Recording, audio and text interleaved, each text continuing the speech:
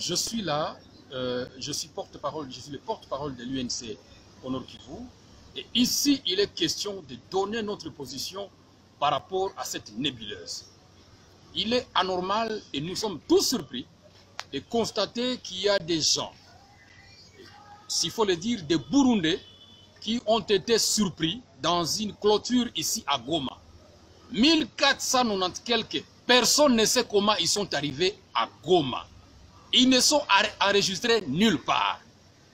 Ça, c'est une menace sévère contre la République démocratique du Congo, contre la ville de Goma et la province du Nord Kivu, qui est déjà meurtrie. Nous voulons, ici maintenant, demander à nos autorités compétentes, je fais allusion au ministre des Affaires étrangères et au ministre de l'Intérieur, que cette question ici ne doit pas être prise à la légère. Nous voulons apprendre que ces gens-là sont déjà rentrés chez eux. S'il faut les coffrer, il faut le faire pour qu'ils rentrent chez eux. Ils sont de la même nationalité que ces ADF qui nous tuent chaque jour à Beni. Et il est hors de question que nous puissions tolérer que ces gens-là puissent élire domicile chez nous. Ce qui est plus surprenant, ils disent qu'ils sont en insécurité dans leur pays parce que les gens ne veulent pas les comprendre, ne veulent pas supporter leurs convictions religieuses. Et ils disent qu'ils viennent ici pour nous évangéliser.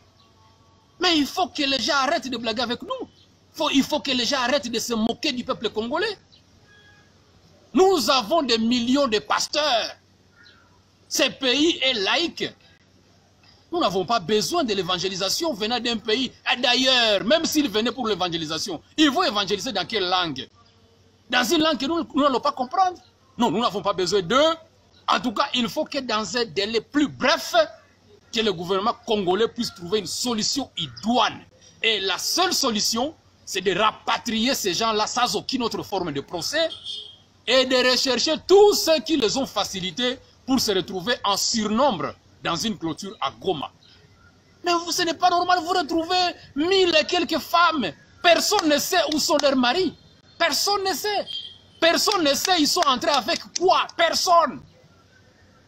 Personne. Et ça, nous ne pouvons pas tolérer.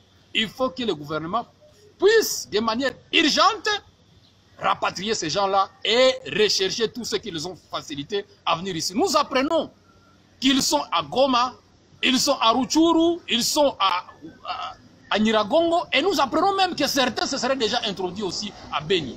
Et ça, c'est une menace sévère. Donc, j'en appelle au gouvernement congolais. Nous sommes du pouvoir et nous ne devons pas accepter que des petits gens, que des pays voisins viennent se jouer de nous. Ce n'est pas normal. Alors, il faut que la ville de Goma puisse être une ville de paix et de prospérité. Les gens ici sont en train de goûter un tout petit peu à une accalmie par rapport à la situation sécuritaire. Mais ces gens ici, non mais écoutez, s'il faut simplement 4 jours, ce sera des morts qu'on va enregistrer en désordre dans cette ville. Donc nous demandons que ces autorités habilitées puissent trouver une solution de manière urgente. Merci beaucoup.